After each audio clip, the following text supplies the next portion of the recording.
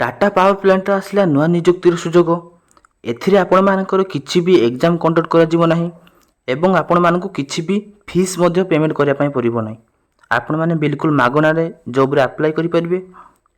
एथिरे starting salary आपण मानकु 24,000 टंका मिलिबो जदि आपण माने 10th क्लास पास करिसंती एवं जदि आपण मानकर बयस 18 वर्ष रु अधिक ताहाले आपण माने ए जॉब रे अप्लाई करि परिबे। एही जॉब रो अप्लाई डेट केते रहिछि, अप्लाई करिया पई कोन कोन डॉक्यूमेंट दरकार, जॉब रे आपण मानकर सिलेक्शन केमिति रहिबो सब किछि जानिया पई ए वीडियो को शेष पर्यंत निश्चय देखंतु। तो आ लेट न करी चलंतु वीडियो को स्टार्ट करिबा।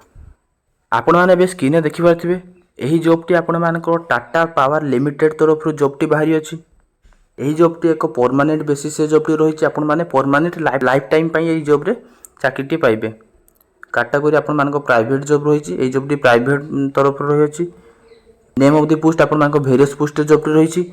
एही जॉब टी आपण मानकर वेरियस पोस्ट रहिछि। DEO attendant different post job टी रहिछि। कोन कोन पोस्ट रहिछि ता भी मध्यम मुई वीडियो माध्यम रे आपण जणाइ देबी। एप्लीकेशन मोड आपण माने ऑनलाइन माध्यम रे अप्लाई करि परबे। ऑनलाइन माध्यम रे केमिति अप्लाई करबे डिटेल्स अप्लाई करिवार प्रोसेस भी मध्य एही वीडियो माध्यम रे मु डिटेल अप्लाई करी आपण मानकु देखाइ देबी कि आपण माने केमिति जॉब रे अप्लाई करिवे।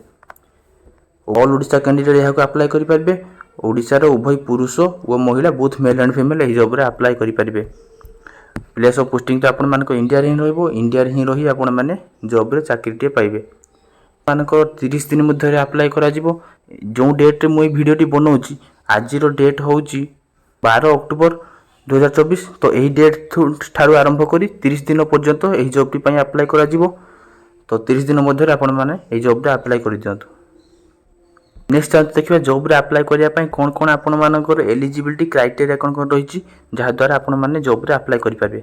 तो जदि आपण माने 10th क्लास पास करचंती किंबा जदि आपण माने 12th क्लास पास मध्य करचंती ता आपण माने जे कोनसी यूनिवर्सिटी बोर्ड किंबा यूनिवर्सिटी रो पास हेतांत ताहले आपण माने ए जॉब रे अप्लाई करि पारबे।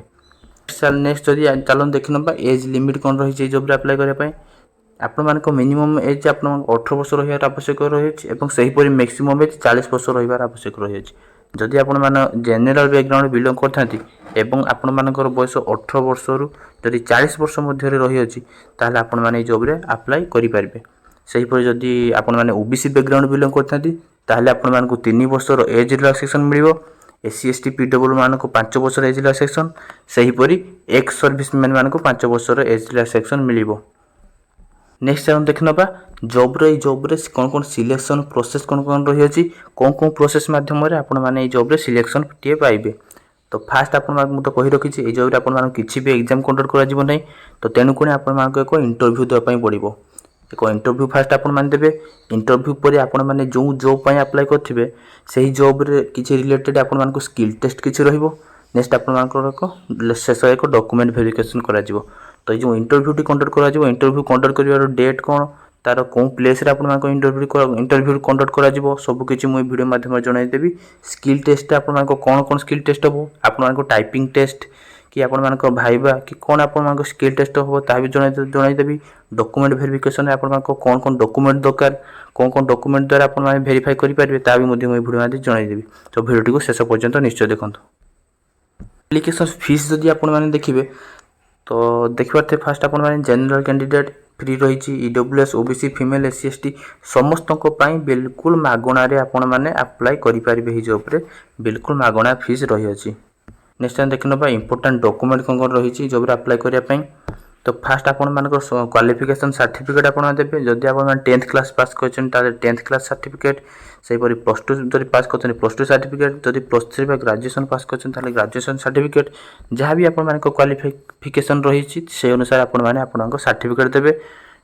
सही परि आपण मानकर जदि डेट ऑफ बर्थ सर्टिफिकेट किछि रहिछि ताले आपण मान देबे। नहले जदि आपण मानकर 10th क्लास किंबा 10th क्लास सर्टिफिकेट जदि आपनको डेट ऑफ बर्थ मेंशन रहिछि ताले एहार आवश्यक नाही। डेट ऑफ बर्थ सर्टिफिकेट किछि आवश्यक नाही किबा जदि आपण मानकर पाखरे अछि ताले आपण माने चाहिले देई परिबे।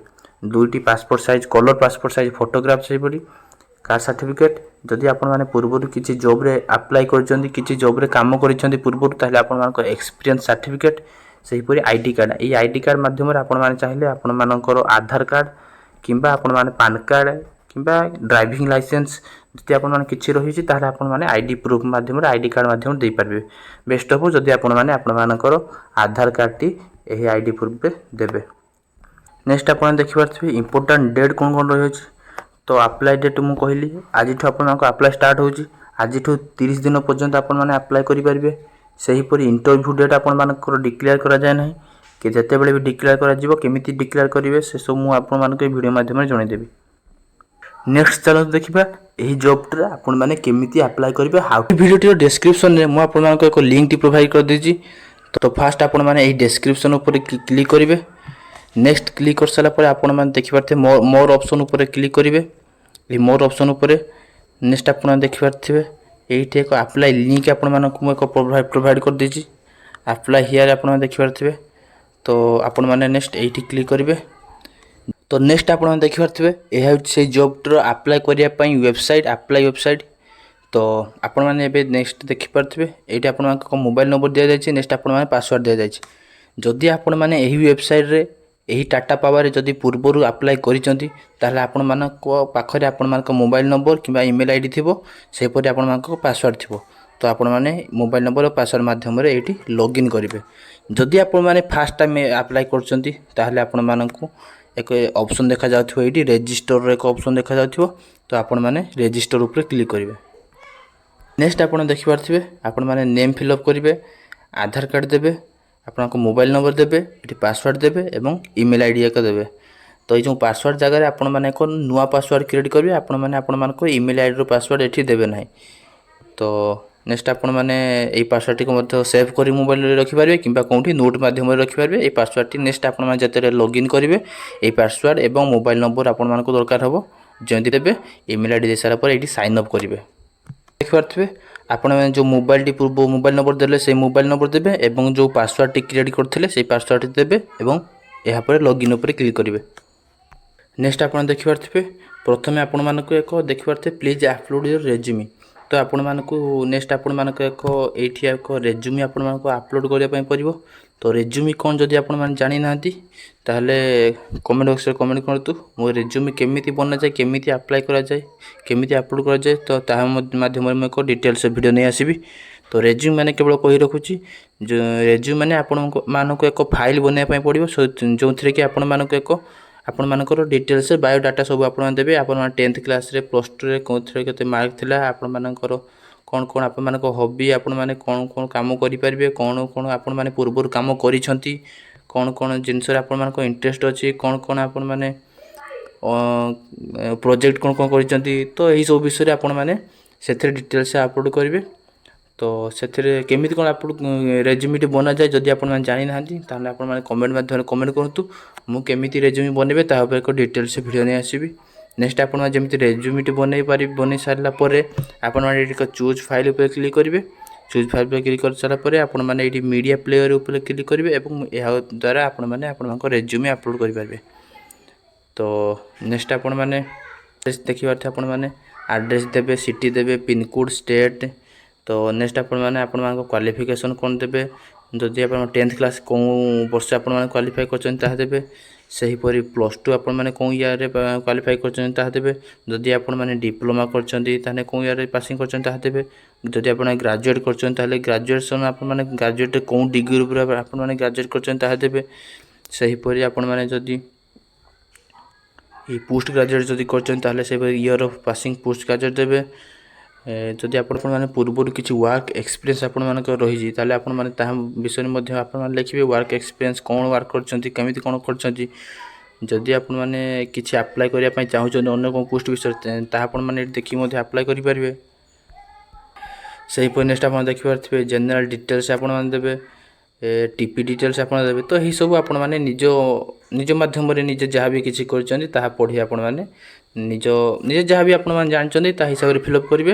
ଶେଷରେ ଏକ ଏଇଠି ଠିକ୍ ମାର୍କ ଆପଣମାନେ ଠିକ୍ ଦେବେ ଏବଂ ଏ ନୋଟ୍ଟି ପଢ଼ି ଆପଣମାନେ ଶେଷରେ ଏକ ଦେଖାଯାଉଥିବ ସେଭ୍ ଆଣ୍ଡ ସବମିଟ୍ ବଟନ୍। ତ ଏଇଠି କ୍ଲିକ୍ କରିବେ ଶେଷରେ। ତ ଯେମିତି ଆପଣମାନେ ସେଭ୍ ଆଣ୍ଡ ସବମିଟ୍ ବଟନ୍ ଉପରେ କ୍ଲିକ୍ କରିବେ ଆପଣମାନଙ୍କର ସବୁ ଯାହା ବି ଆପଣମାନେ ଫିଲ୍ଅପ୍ କରିଥିବେ ତାହା ଅପଲୋଡ଼ ହୋଇଯିବ, ଡିଟେଲ୍ସ ଅପଲୋଡ଼ ହୋଇଯିବ। ଏବଂ ଆପଣମାନେ ଯେଉଁ ଇମେଲ୍ ଆଇଡ଼ି ଦେଇଥିବେ ସେଇ ଇମେଲ୍ ଆଇଡ଼ି ମାଧ୍ୟମରେ ଆପଣମାନଙ୍କୁ ସେମାନେ କଣ୍ଟାକ୍ଟ କରିବେ। ଆପଣମାନେ କେଉଁଠି ଇଣ୍ଟରଭ୍ୟୁ ହେବ, ଇଣ୍ଟରଭ୍ୟୁର ପ୍ଲେସ୍ କେଉଁଠି ରହିବ, କେଉଁ ଡେଟ୍ରେ ଆପଣମାନେ ଇଣ୍ଟରଭ୍ୟୁ ଦେବେ ଏବଂ ସ୍କିଲ୍ ଟେଷ୍ଟ ଯେଉଁ କହିଥିଲି ଡିଟେଲ୍ସ ସେମାନେ ଆପଣମାନଙ୍କୁ ଇନଫର୍ମ କରିବେ କି ଆପଣମାନେ କେମିତି ଇଣ୍ଟରଭ୍ୟୁ ଦେଇପାରିବେ, କେମିତି ଆପଣମାନଙ୍କର ଇଣ୍ଟରଭ୍ୟୁର ପ୍ଲେସ୍ କେଉଁଠି ରହିବ। ସେମାନେ ଆପଣମାନଙ୍କୁ ଇମେଲ୍ ମାଧ୍ୟମରେ ଆପଣମାନେ କଣ୍ଟାକ୍ଟ କରିବେ କିମ୍ବା ମୋବାଇଲ ନମ୍ବର ମାଧ୍ୟମରେ ଆପଣମାନଙ୍କୁ ମେସେଜ୍ ମଧ୍ୟ ସେମାନେ କରିପାରନ୍ତି।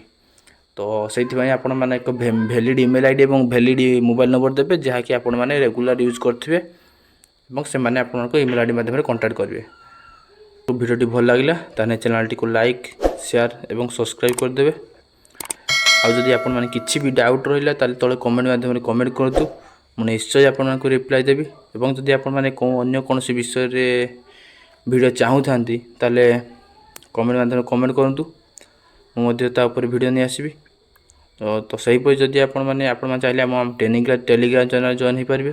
ସେଠି ମୁଁ ଯାହାବି ଯେଉଁ ଜବ୍ରେ ଯାହାବି ନୋଟିଫିକେସନ୍ ଯାହାବି କିଛି ବାହାରେ ମୁଁ ପ୍ରଥମେ ସେଠି ଆପ୍ଲାଏ ନୋଟିଫିକେସନ୍ ସେୟାର କରିଦିଏ PDFଟି ଆପଣମାନଙ୍କୁ। ତ ଆପଣମାନେ ଚାହିଁଲେ ସେଠି ମଧ୍ୟ ଜଏନ୍ ହୋଇପାରିବେ। ତ ଆଜିର ଭିଡ଼ିଓରେ ଏତିକି ଥିଲା, ରହୁଛି। ନମସ୍କାର, ଜୟ ଜଗନ୍ନାଥ।